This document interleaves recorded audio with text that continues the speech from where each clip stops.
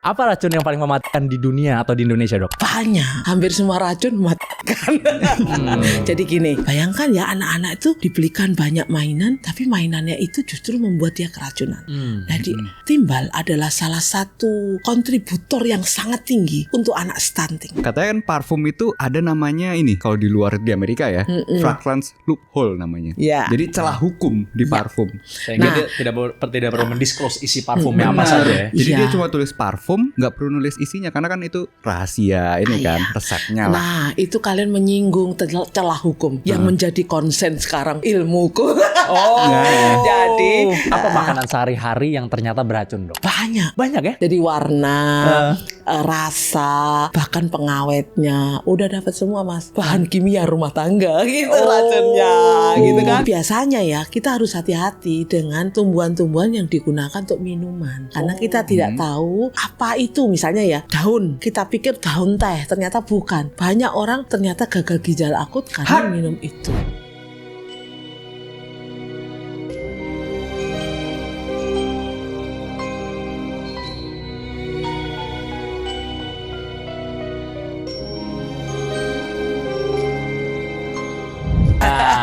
Sekarang kita saatnya untuk masuk ke segmen fakta atau hoax bersama Richard Enson. Oke. Segmen baru ini. Segmen terbaru ini ya kan. Nanti jadi saya akan melempar statement, nanti dokter silahkan jawab apakah itu fakta atau hoax dan alasannya kenapa gitu.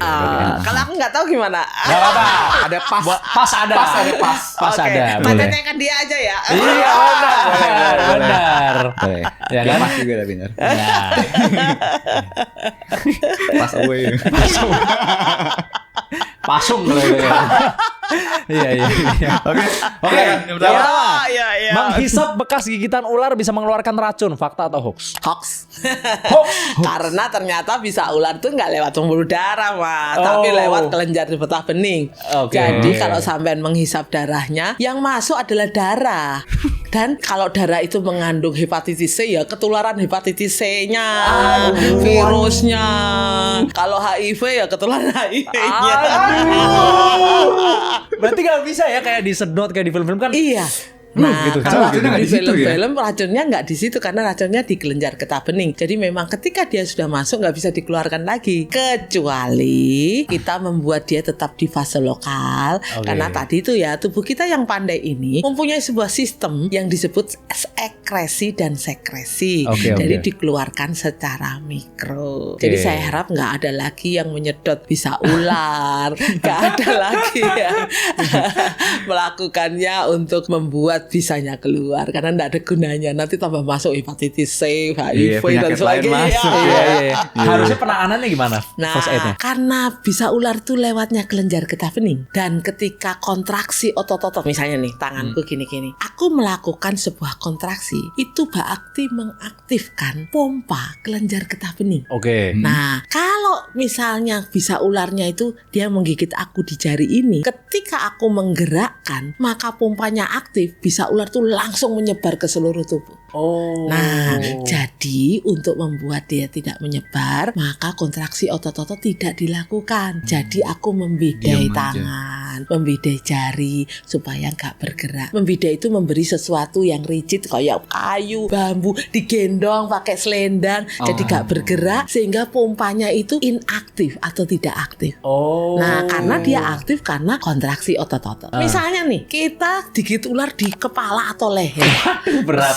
Kepala. Kita membuat kepala atau leher gak bergerak, kasih bantal kepala atau collar neck, jadi gak goyang-goyang, sehingga bisa ular tetap di bekas gigitan, nanti dikeluarkan secara mikro oleh sistem ekresi dan sekresi dan tidak menyebar ke seluruh tubuh. Tidak perlu antivenom. Nah, kalau antivenom, kalau dia sudah gagal. Jadi antivenom itu kalau sistemik, Mas. Jadi kan sudah gagal, berarti dia sudah menyebar ke seluruh tubuh, merusakkan organ-organ, baru dia diikat, diikat oleh si antivenom. Venomnya itu keluar bersama-sama antivenomnya. Karena diikat. Jadi sebetulnya antivenom kan terbuat dari venom. Gunanya mengikat si venom tadi. Karena kan protein enzimatik. Sampean punya kunci dan gembok enggak? Nah, Ada, jadi ya. misalnya itu venomnya gembok, maka antivenom itu kunci. Oke. Nah, kalau sampai masuk klek gini, kan bisa dikeluarin. Oke. Iya. Nah, Iya. jadi paling mudah adalah kalau fase sistemik tidak lagi imobilisasi karena sudah terlambat kita kan. Nah, kita harus bindingkan atau mengikatkan dia dengan antivenomnya supaya dikeluarin oleh tubuh kita. Berarti ketika sudah berhasil diimobilisasi tidak perlu antivenom Nggak lagi perlu. gitu ya. Nah, tapi kalau tidak diimobilisasi kan berarti venom itu nyebar cepet Benar, ya. benar. Nah, jadi fase sistemik kan organnya rusak, misalnya paru-paru Iya. rusak. Pada kondisi tertentu ada venom yang membuat paru-parunya rusak, jantung kardiotoksin rusak, kemudian neurotoksin membuat otot-otot lumpuh, kemudian hematotoksin perdarahan. Maka antivenom diberikan Ya. untuk mengikat venomnya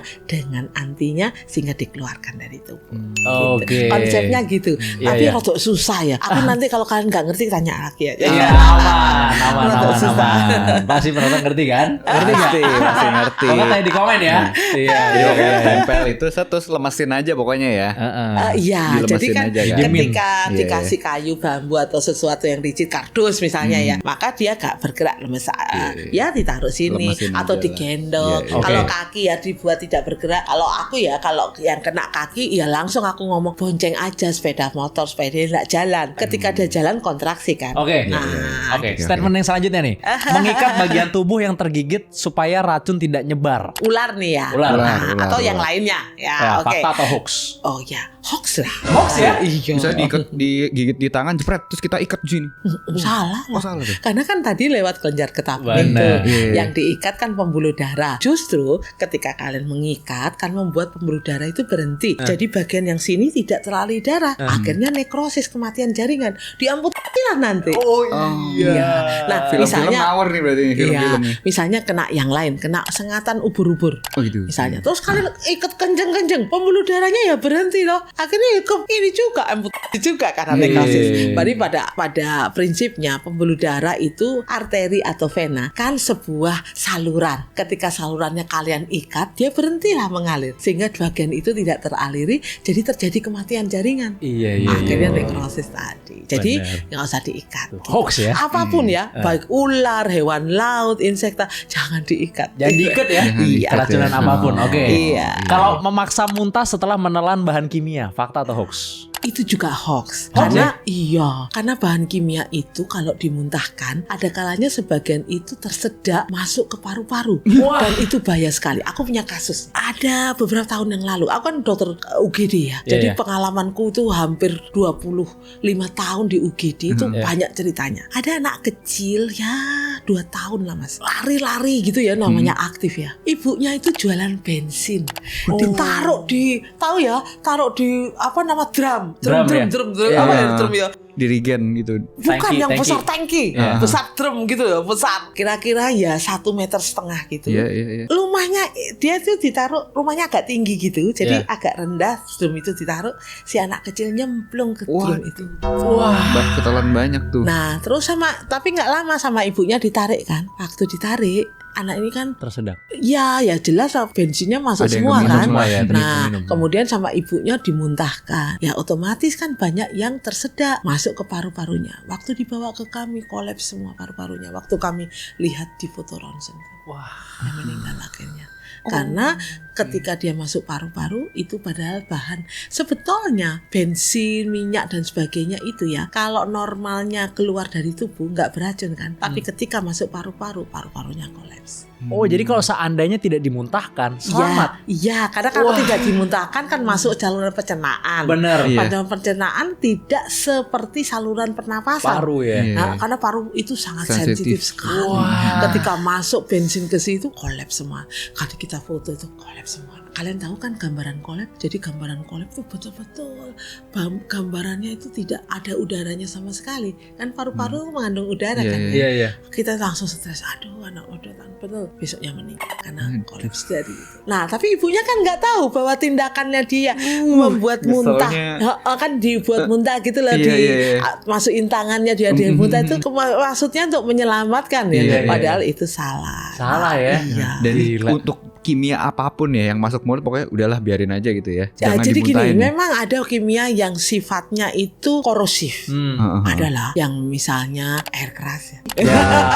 Iya, iya. Air keras itu sebetulnya kan asam. Cuma kita itu ngomongnya H2SO4 agak susah. Jadi ngomongnya air keras. keras. Padahal air keras tuh es loh. Ya nggak? Oh, Ya. air keras es bener sih. Iya. Air keras es sih dibekuin. Oh, iya, iya, iya, iya, iya. Tapi karena susah ngomong itu Air yang mengeras. asam H2SO4 kan susah tuh. Iya, iya, iya. Nah, Asam sulfat ya? jadi yang korosif itu nggak boleh ditelan gitu. Jadi bahan kimia rumah tangga itu seperti itu. Kalau seandainya tertelan jangan dimuntahkan lagi Jangan gitu. dimuntahkan. Iya, Lebih baik lebih dan- baik langsung dibawa ke pelayanan kesehatan dan Oke. kami yang melakukan itu. Kan ada banyak metode untuk mengeluarkan racun, bukan hanya dimuntahkan. Oke. Nah, jadi kita punya untuk yang korosif gitu ada metodenya. Oke.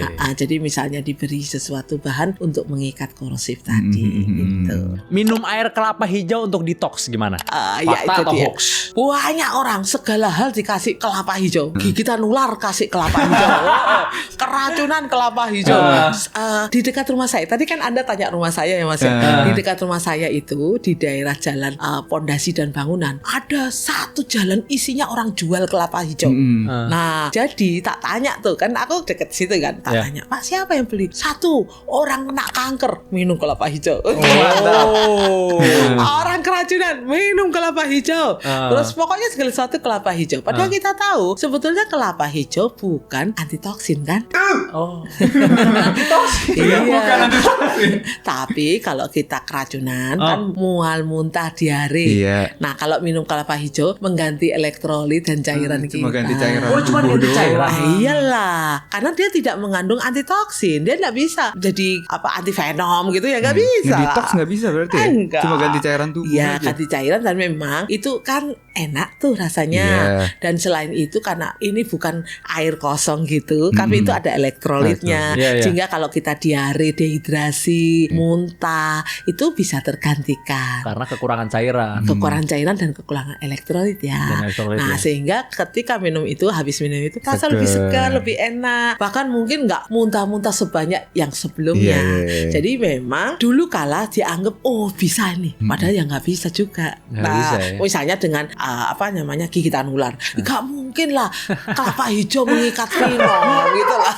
Apalagi yang sistemik toh. Iya, iya, iya, Tapi iya. yang gimana lagi ya kita ngomongnya, kecuali nih pada food poisoning, mual muntah. Contohnya ini yang paling banyak skromboid, tahu ya? Skromboid itu loh kalau kita Apa itu makan skromboid? ikan tuna. Oh, oke. Itu ikan tuna itu kan dijual, itu biasanya dia direbus setengah matang. Tuna segar dan tuna masak itu kan hanya ada di wilayah tertentu. Kayak Timika, kayak Manado itu rahang tuna bakar misalnya, Iya. segar loh. Tapi kalau pada umumnya ikan tuna kan besar sehingga nggak mungkin habis. Jadi dia rebus setengah matang. Kemudian dijual kalau Anda ke tahu. pasar. Jadi yang mentah itu sudah direbus. Direbus setengah matang. Kalau yang mentah beneran yang Anda bakar itu kalau pergi ke Mesti ke Manado Manado dulu. atau Timika kan ada rahang tuna ya, itu yang segar. Yang banyak lautnya lah ya. Iya, tapi kalau di Jakarta tuna itu sudah direbus setengah matang, Mas. Wah. Tapi masalahnya kalau direbus setengah matang, bakteri itu gak mati kan? Enggak. Nah, mati. karena nggak mati, semakin lama dia dijual. Misalnya gini, nggak laku nih, baru laku 1 bulan lagi. Direbusnya sudah 1 bulan lagi. Bakterinya itu sudah ngumpul, jadi dia mengubah histidin jadi histamin. Jadi kita hiperhistamin. Ketika kita makan langsung kita kemerahan, keringatan, mual, muntah, diare dan sebagainya. Namanya sebuah skromboid poisoning dari makanan yang kita makan. Oke. Walaupun sudah direbus, bakterinya tidak mati ya dok ya? Nah, memang salah satunya adalah karena bakteri itu tidak dimasak sempurna di hari pertama dia direbus tadi. Iya. Harusnya dimatengin aja, tapi kalau ikan tuna dimatengin kan hasilnya Beda. jadi abon. Iya, orang nggak beli dong. Abon ikan tuna. Orang nggak beli ntar. Kalian suka nggak makan kakap merah? Kakap Kakap merah jarang. Jarang sih. Tapi pernah kan? Nah, Pernah itu sih. ada racunnya namanya siguatoksin. Iya. Ya pokoknya semua Ikan besar ya? kan ini ikan kayak kakap merah, moral L kayak gitu-gitu. Barakuda. Jadi ini barakuda juga. Itu ikan karang. Oh. Nah, itu kan ikan karang semua. Jadi kalau makan karena dia itu makanannya dinoflagela dan dinoflagela itu meracuni tubuh kita. Jadi kalau lebih dari 2 kilo, jadi belilah yang kurang dari 2 kilo. Kalau lebih dari 2 kilo, berarti dia makan dinoflagelanya kan banyak. Nah, itu untuk tubuh kita lebih dari 2 kilo racun. Sorry, maksudnya berat dari ikan totalnya lebih dari 2 kilo, Iya. itu ada potensi mengandung racun gitu? Iya, karena dia makanannya ikan itu kan dinoflagela. Nah, karena dinoflagela lebih dari 2 kilo racun untuk tubuh manusia. Jadi kalau makan ikan itu pingin banyak, 2 kiloan tapi banyak gitu loh. Oh, jadi jangan beli yang 10 kilo Iya, ikannya kan misalnya. makanya emak-emak kayak aku belinya yang 5 kilo nanti dimakan sak rumah.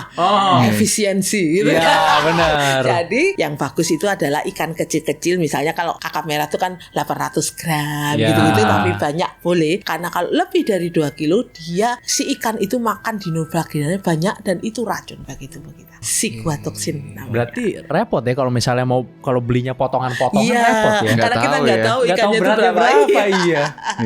Betul, betul. Iya, Tapi iya. sekarang file-file patin nih kan gitu kan. Waduh. Dan tuna juga kan banyak yang besar-besar kan sekarang kan. Ya pokoknya tunanya tadi itu, karena tuna itu yang dijual di pasar itu ada tuna rebusan kan, setengah matang. Karena kalau matang beneran jadi abon tadi, kalau masih mentah bakar. Iya. Rahang tuna bakar gitu. Oh iya. Tapi salah satu kebijakan yang dokter Tri bikin adalah ini ya, apa? Bikin Deteksi Nutri-Level. kit. Oh ya, Nutri-Level juga. Nutri-Level Jadi salah kan satunya. aku ini ketua lucu nih, ketua PTM dan keracunan, Mas. Semua orang tanya aku, apa hubungan PTM dan keracunan? PTM itu penyakit tidak menular. Nah, keracunan. Wih, ada hubungannya, Mas. Karena hampir semua penyakit tidak menular itu bisa disebabkan oleh racun. Ya, tadi aku cerita racun inhalasi, penyakit tidak menularnya kanker. Kemudian penyakit metabolik misalnya, racunnya ya racun itu tadi bahan-bahan kimia rumah tangga. Kemudian food poisoning, terus kemudian berbagai macam zat tambahan gitu-gitu. Iya. Kan Nutri-Level ini kan adalah kayak memberi nilai gitu kan kepada nutrisinya dari minuman-minuman misalnya atau makanan-makanan yang ada di supermarket. Betul. Gitu kan. Yang dijual juga ya, misalnya sampean itu aja jajan ini nih. Nah, ini kira-kira sehat apa enggak? Nah, Nutri-Level. Kemudian minuman nih, sehat apa enggak? Nutri-Level. Jadi sebetulnya kalau di dunia ini ada 2 cara. Cara yang pertama adalah cara gak boleh minum. Langsung ininya labelnya hitam. Sama boleh minum labelnya putih. Tapi Indonesia nggak pakai itu. Indonesia niru yang Singapura. Jadi warnanya gradasi. Makanya namanya Nutri-Level. Jadi warnanya merah, kuning, hijau atau ABCD. Merah yang paling bahaya gitu ya. Ya, merah paling bahaya misalnya dia dibuat dari, kalau riset kan mengatakan bahwa gula misalnya yang dari tebu itu kan sangat tinggi nilai glukosanya. Jadi dia diwarnai dengan warna merah, nilainya misalnya nilai D gitu. Nah, seperti itu, Mas. Nah, Iya. jadi ketika orang itu minum, dia akan lihat, oh ini merah, bahaya, ya dikit aja lah gitu. Misalnya. Masih minum tapi. Masih diminum. Tetap diminum tapi. Iya, Itu begitulah. indikatornya apa aja, Dok? Gula, garam dan lemak. Sekarang ini masih gula, karena untuk garam itu masih kita teliti ya. Karena garam itu agak susah, meskipun pada akhirnya nanti kita semua juga akan itu. Karena untuk garam ini kan perlu tahu tuh per 100 gram itu berapa yang bisa selamat, yang bisa normal gitu. Kalau gula sudah ada, yaitu benchmarking dari Singapura tadi. Nah, kalau garam ini sekarang kita risetkan kira-kira berapa miligram sih yang aman gitu. Karena kan itu perlu sebuah standar ya. Ketika kita ngomong aman-aman, ternyata hipertensi. Benar. Atau apa menimbulkan hal-hal yang lain misalnya gitu. Jadi untuk di dunia saat ini kan masih GGL ya, gula, garam, sama lemak. Tidak semua, karena aku cerita ada negara-negara yang langsung ngomong ini apa namanya racun, misalnya hitam, putih gitu. Jadi kalau di dunia sekarang sebetulnya tergantung negaranya. Yang normal memang gula, garam dan lemak. Tapi ternyata yang di Indonesia baru bisa gula dulu. Gula tok masih ya. Garamnya masih berproses, lemaknya juga agak Lemaknya susah ya. ntar Jadi dulu. jadi masih berproses. Mungkin gini, kita baru menyadari tahun-tahun ini ya, sedangkan banyak negara lain sudah beberapa puluh tahun yang lalu. Betul. Jadi kebijakan itu sudah oke. Coba Anda ke Singapura ya, karena udah ada, Udah udah ada. lama. Anda ke Cina nih, aku cerita ya. Tadi aku sempat beberapa waktu di Hainan. Aku lihat tuh makanan-makanan kayak gini ya, kayak jajan gini sudah ada tulisannya, garamnya berapa, berapa. apa. Nah, yang kita lihat sekarang memang banyak yang tidak ada tulisannya. Dan bahkan ada orang, apa sih gunanya? Padahal itu sebetulnya adalah untuk menolong kita tidak terkena penyakit metabolik. Benar. Nah, yang berakibat sebuah kematian gitu. Dan semuanya itu sekali lagi adalah food poisoning kan sebetulnya. Betul, Nah, tapi kita nggak menganggap food poisoning, nggak ada tanda keracunannya gitu kan. Soalnya tandanya adalah kronis gitu, bukan akut. Canggih sih. Itu sangat membantu sih dok sih jujur. Iya. Karena banyak orang yang nggak tahu kayak ini mana gulanya. Contohnya tadi kan Son aja nggak tahu tadi minuman gulanya yang mana, ya kan? Ada tuh tadi satu minuman ya, pengen nyari kan gulanya apa, ternyata nggak ada sama sekali tulisan gula ya kan. Betul. Digantinya apa? Karbohidrat. Iya. Ternyata Kalau ya. saya emang udah nyari maksudnya. Padahal kita tahu ya, karbohidrat itu berarti gula kan. Gula, bener. Iya. Jadi Iya. sering sembunyi maksudnya namanya, dan saya yakin banyak orang yang nggak tahu. Gitu.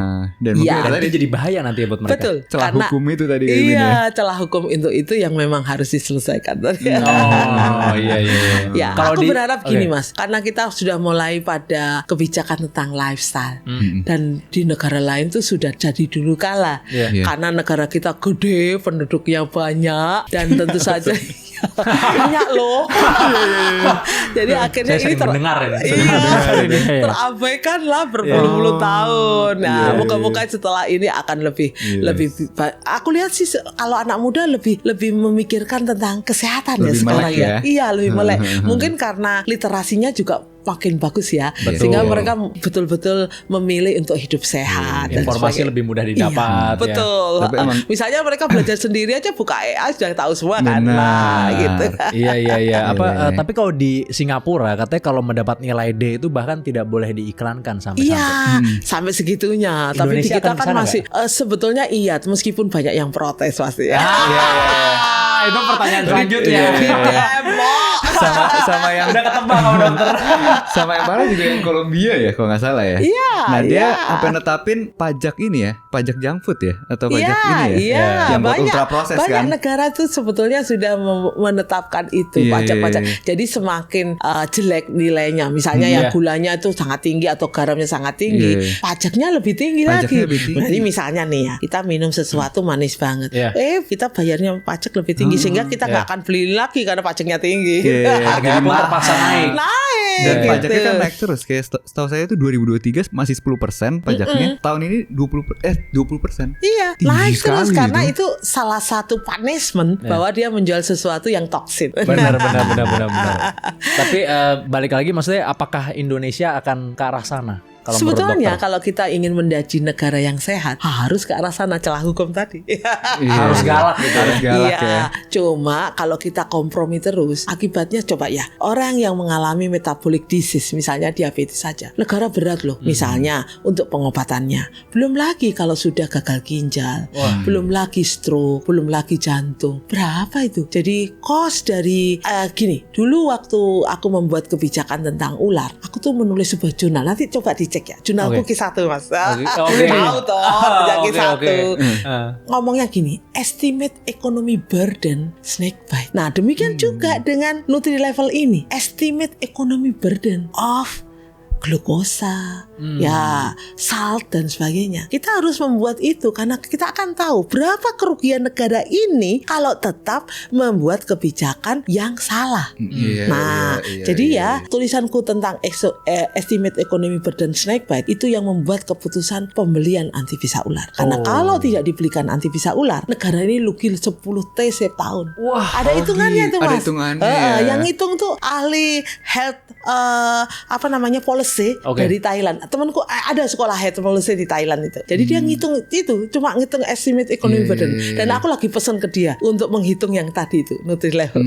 Oh, Sama oke. yang garam. Berapa sih kerugian negara ini? Karena ternyata kerugiannya gede juga. pasti lebih besar daripada Iya, ular. karena dong. kronis toh. Iya, Kalau iya. ular kan akut. Iya. Jadi hari ini udahlah segini ininya. Atau besok pagi wis gak berlanjut ya. Iya, Lah, iya. tapi kalau ini panjang, kalau dia bisa bertahan sampai umur Diabetes. 80 tahun iya. Iya. Aduh. Kan ada orang yang cuci darah bertahun-tahun kan ada kan? Ada. Iya. Jadi negara ini rugi berapa gitu karena sebuah metabolic disease akibat lifestyle gitu ya.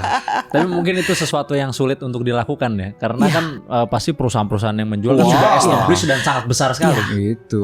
Menurut aku memang ekonomi kemudian finansial itu harus memahami tentang satu kata yang disebut toksin karena efek toksin adalah kematian. Kan kita ini membuat finansial, ekonomi itu untuk sebuah kelangsungan hidup kan. Betul. Nah, jangan sampai ekonomi kemudian keuangan itu menjadi alasan untuk mematikan orang.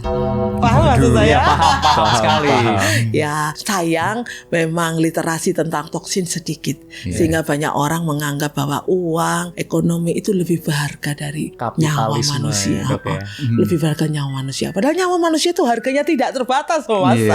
Kalau kita sehat, uang berapapun itu oke kita.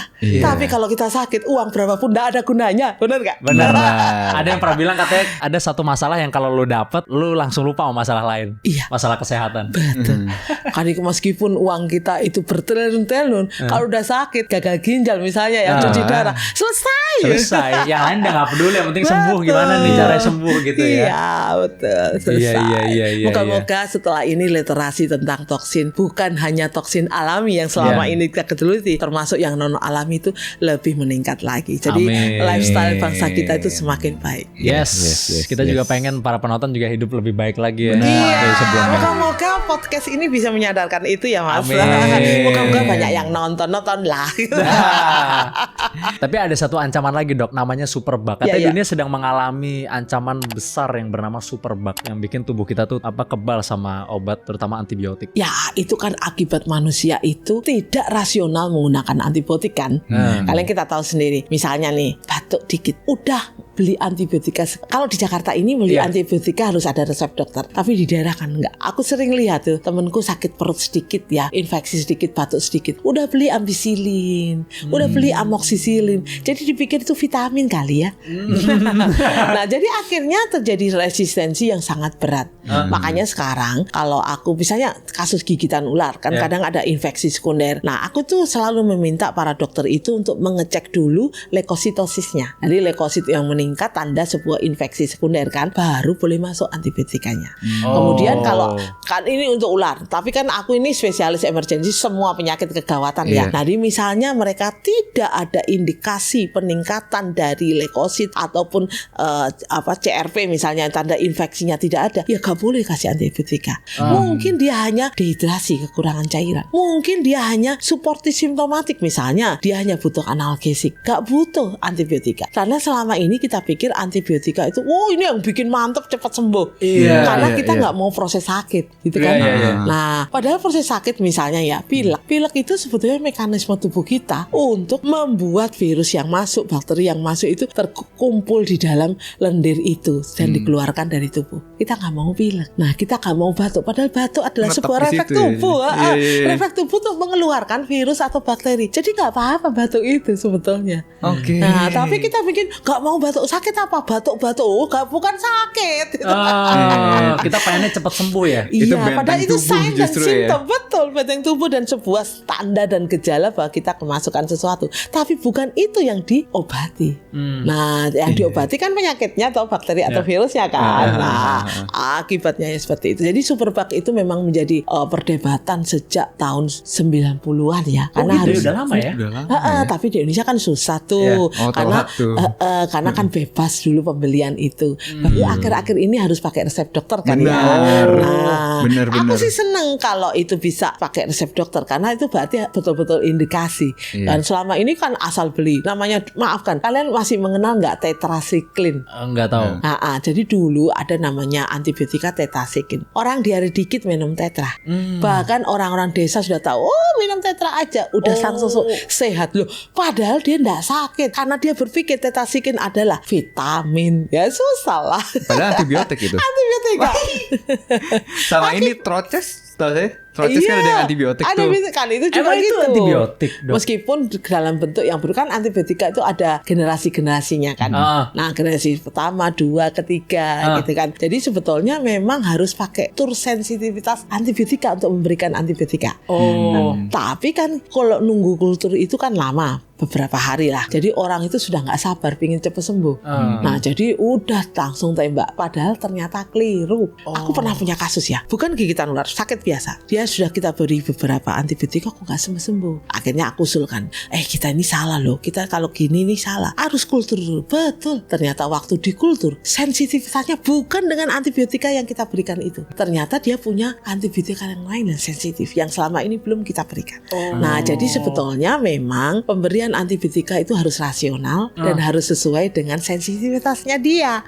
Gitu. Kalau kita beri yang tidak sensitif, ya otomatis itu resisten gitu. Jadi resisten ya. Jadi akhirnya meskipun kita kasih banyak, ya gak ada gunanya wong tidak sensitif dia. Iya, jadi mau minum antibiotik kalau resistennya udah tinggi sekali ya nggak bisa. Jadi Iya. nggak sembuh gitu ya. Kebal dia. Jadi tuh ya. kebal. Iya. Itu Padahal ya. sensitifnya sama yang lain gitu kan. Nah, ya itulah. Iya, Jadi iya. sebetulnya saranku memang untuk Indonesia ini satu meningkatkan literasi. Nah, karena literasi itu sangat bagus sekali untuk kita paham kita ini melakukan salah apa enggak sih. Iya. Nah, kayak gitu. Kan susah sekali ya menentukan salah apa enggak, susah. Wah, Kalau sulit. kita Sulit. enggak ada guidance-nya gitu Iya, kan. iya, Nah, iya. jadi dengan literasi makanya kan aku cerita, aku bikin beberapa buku, yaitu buku keracunan, buku gigitan ular. Kemudian ini aku sedang mempersiapkan buku tentang bagaimana menghadapi kehidupan sehari-hari untuk masyarakat awam ya, kegawat daruratan termasuk tadi antibiotika dan sebagainya.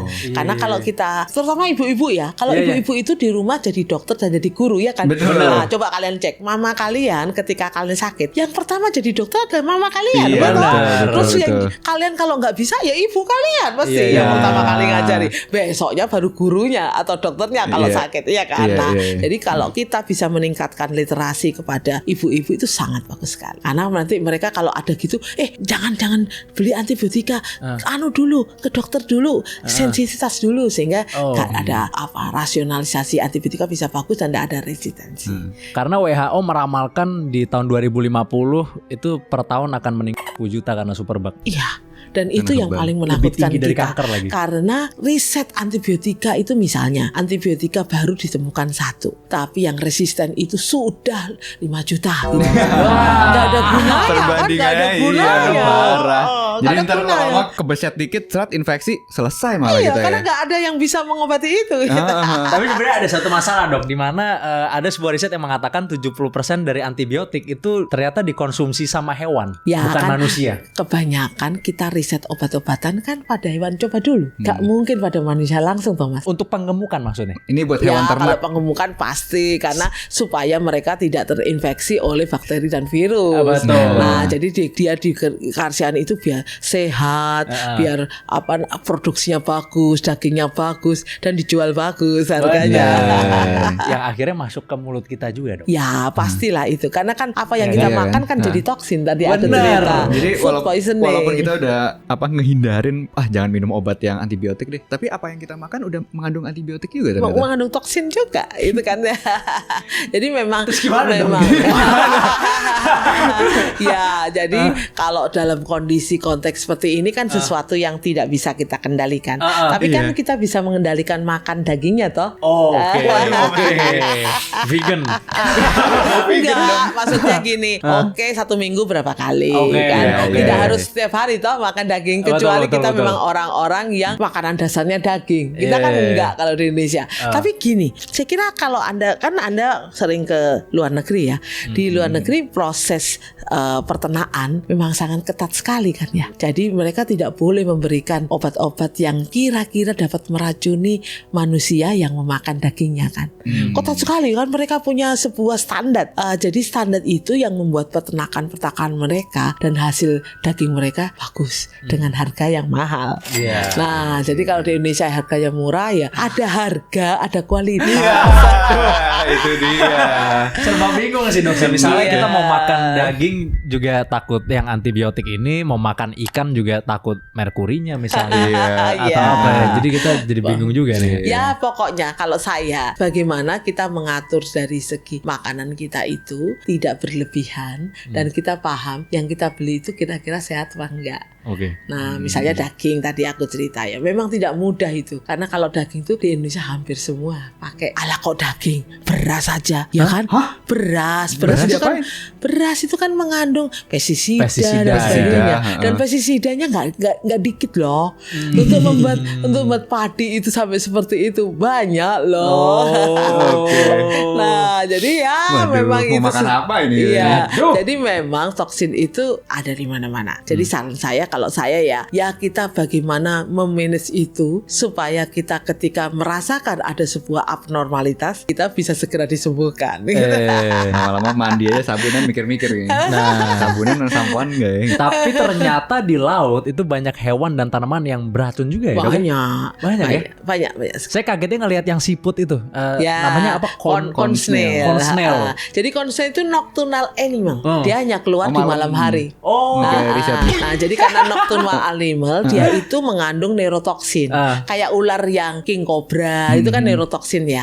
Jadi kalau kita mengalami sebuah keracunan akibat corn snail ini, nggak pakai cuka untuk membuat kondisi kan first aid atau penanganan awal hewan laut, misalnya ubur-ubur, kemudian bulu babi itu kan pakai cuka. Nah, cukanya 5%. Jadi cuka kita yang dibeli di toko-toko itu kan 25% ditambah air. Bukan jadi, pakai air kencing ya, Dok ya? Iya, kalau air kencing nggak boleh dan nggak ada gunanya. Nggak ada gunanya.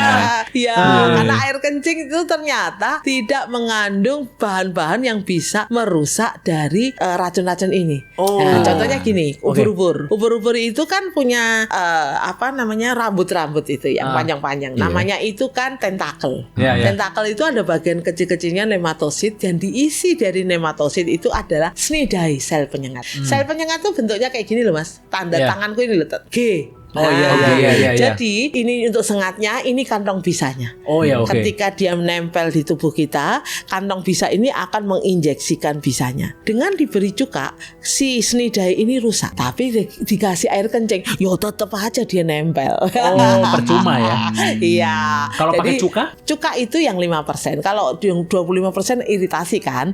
Jadi 5% itu berarti misalnya nih ya, air cukanya itu 250 cc, maka air biasanya itu 1 liter 1:4.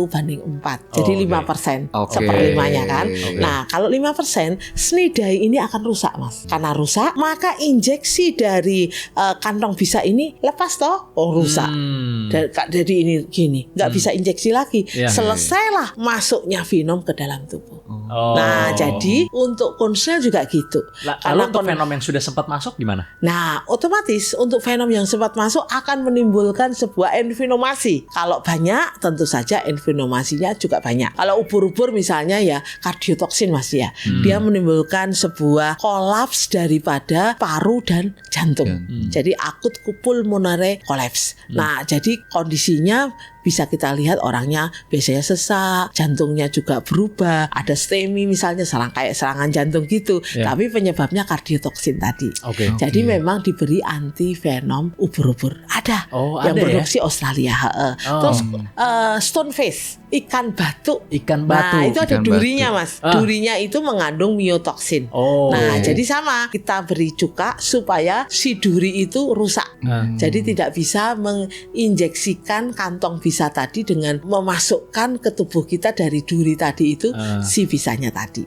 Nah, kemudian kalau sudah ada yang masuk kan menimbulkan sebuah kondisi envenomasi kan, diberi anti venom untuk stonefish. Ada itu. Australia yang bikin. Jadi Australia itu memang punya banyak ahli venom. Karena dulu itu ada satu profesor namanya Prof Sutherland. Itu separuh orang bule, separuh aborigin. Jadi dia memang sangat interest di bidang venom, baik itu ular, baik itu hewan laut, insekta. Sayangnya kalau di Australia kan tidak ada tawon. Tawon itu adanya di Asia sini. Iya. Jadi dia insektanya itu hanya terbatas, misalnya kalajengking yang ada di Australia. Tarantula enggak? Kalau tarantula ada juga, tapi yang paling banyak tarantula di Amazon ya, di Amerika. Oh, Tapi iya, meskipun iya. ada jenis laba-laba gitu ya. Laba-laba kan macam-macam. Di Indonesia juga. Indonesia ada laba-laba, tetapi memang hanya sebagian kecil saja yang mempunyai venom, tapi venomnya memang tidak semematikan tarantula. Nah, tapi ada laba-laba di Indonesia kebanyakan tidak punya kantong bisa. Kalajengking juga, karena kalajengking yang punya kantong bisa itu adalah di negara tertentu. Oh, tertentu. Terutama yang punya padang gurun, misalnya Aljazair.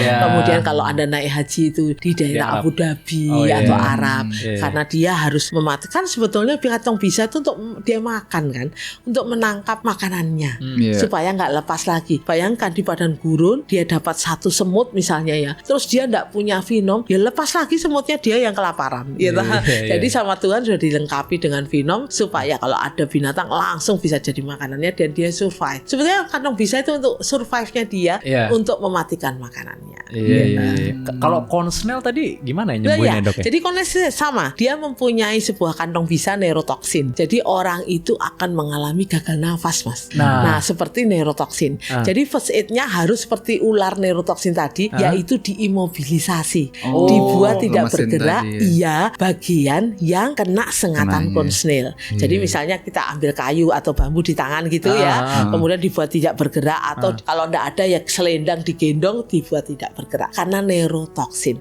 seperti ular. Nah, kalau kena kaki ya berarti dia nggak boleh bergerak, dibonceng atau digendong gitu aja, nggak boleh jalan. Karena mungkin tidak terasa kali ya. Kalau tidak rasanya enggak, tapi dia kan neurotoksin tuh. Nah, karena neurotoksin seperti prinsip tadi, kalau dia bergerak lewatnya kan kelenjar getah bening tuh. Jadi kalau dia misalnya tidak bergerak, maka venom itu akan di bekas sengatannya aja, nggak menyebar secara sistemik merusak organ-organnya. Saya semenjak tahu yang konsnel ini jadi nggak berani lagi ngambil-ngambil kerang di pantai Iya, itu. betul. Mirip kan, soalnya mirip banget kan. Apalagi kalau malam hari karena dia nocturnal animal. Wah, ngeri Berarti banget. malam Son. Kalau Iya, kalau kalau siang siang masih aman hari ya? dia kan tidak muncul.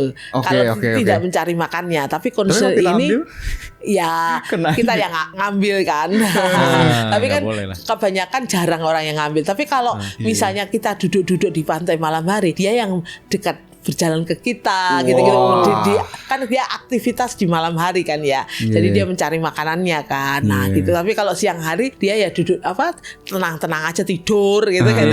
Diem aja gitu, tidak beraktivitas mencari makanannya. Yang lucu sampai ada sebutannya cigarette snail katanya. Iya. Yang Karena rokok. bentuknya kayak rokok Enggak, kan. gara-gara katanya kalau kita misalnya kesengat gitu, cuma punya waktu satu batang rokok gitu. Habis itu pasti udah. Ya neurotoksin. Iya. Ingat ya, neurotoksin itu kan respiratory failure yang membuat sebatang rokok itu sebetulnya karena terjadi gagal nafas, Mas. Kalau gagal nafas itu kan cepat dibandingkan dengan sebuah perdarahan Langsung atau mati, gagal langsung cepet ginjal. Oh, bukan mati, gagal nafas. Gagal nafas. Gagal nafas respiratory failure. Oke. Jadi artinya otot-otot pernapasan itu langsung dilatasi atau lumpuh. Nah, kita bisa ngomong, bisa napas ini kan karena otot-otot ini betul. melakukan kontraksi. Betul. Kalau itu lumpuh kan nggak bisa Tidak bernapas. bisa bernapas, Otomatis nggak bisa bernapas, oksigen tidak bisa mengalami sebuah difusi dengan pembuluh darah. Jadi akhirnya hipoksia. Kalau itu terjadi di otak, ya orangnya penurunan kesadaran. Kalau itu terjadi jantung, gagal jantung. Gagal jantung, mati. Ujung-ujungnya Karena respiratory selesai failure. juga. Waduh. Kalau dengan gurita cincin biru gimana tuh, Dok? Tuh itu cakep banget sih tapi bentukannya sih. Sama.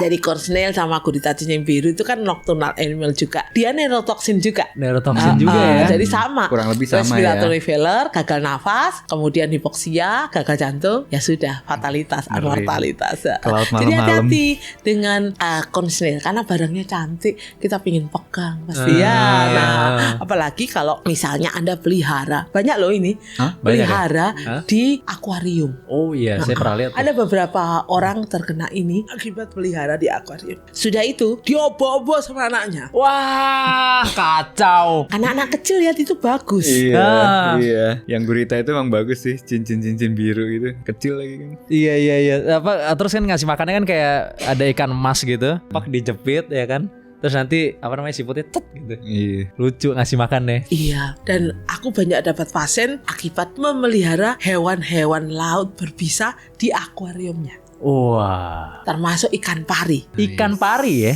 Dipelihara di akuariumnya. Ih gila. Kecil dan diobok-obok sama anaknya juga. Aduh. Akibatnya kan ikan pari, jarum yang berisi venom itu ada di ekornya kan. Iya, ekornya betul. Ya langsung ikan parinya kan membela diri kan. Heeh. Nyapit tangan anaknya. Jadi anaknya datang sudah nekrosis nih tangannya. Wah, udah mati satu jari. Enggak, operasi lah. Oh ya operasi. Operasi. Oh iya. Nekrosis amputasi kan. Amputasi Kan anak benar. kecil nggak punya jari. Iya. Akhirnya iya. diamputasi itu. Iyalah kamu nekrosis. Iya, Oh. karena sudah nekrosis Son begitu. Jadi berhati-hatilah kepada kalian semua yang ingin memelihara hewan Iya, aneh-aneh iya, gitu iya. ya. Nah, apalagi kalau punya anak kecil di rumah. Nah, nggak usah anak aneh. kecil yang suka ngobok-ngobok akuarium. Aduh. Nah, Karena Steve Irwin aja, dokter tahu Steve Irwin nggak? iya tahu lah. Suka main-main singa. Ah, jadi Chief Erwin itu suka main-main buaya lah. Buaya. Buaya. Waktu dia tertusuk ekor ikan pari, itu yang menolong guru saya di Australia. Oh gitu dok. Ya, kan dia pasti pergi ke UGD toh. Guru saya ini adalah ahli hewan laut berbisa. Nah, jadi guru saya ini Pak Seymour namanya ya. Pak Seymour ini cerita bahwa Steve Irwin itu ketusuk ekornya ikan pari yang mengandung myonecrosis. Bayangkan ya, di dada kan di dada Iya, kenanya. di dada. Di dada ada apa? Paru, jantung, pembuluh darah besar. Nekrosis dibuang kan? Lah kalau dibuang mati lah orangnya. Aduh, nekrosisnya di situ. Ibaratnya yang apa yang membuat dia tumbang akhirnya adalah pari-pari gitu. Padahal dia udah main sama buaya, main sama Iya, apalah iya, segala iya. macem gila ya. Jadi Karena kalau nekrosis dibuang kan kita nggak mungkin ya kalau sekarang ada ya transplantasi jantung paru gitu misalnya. Iya. Tapi kalau nekrosis itu apa yang ditransplantasi kan? Kan Iya. semuanya harus dibuang karena sudah mati jaringannya. Benar. Nah, jadi itulah yang terjadi sampai dia mati.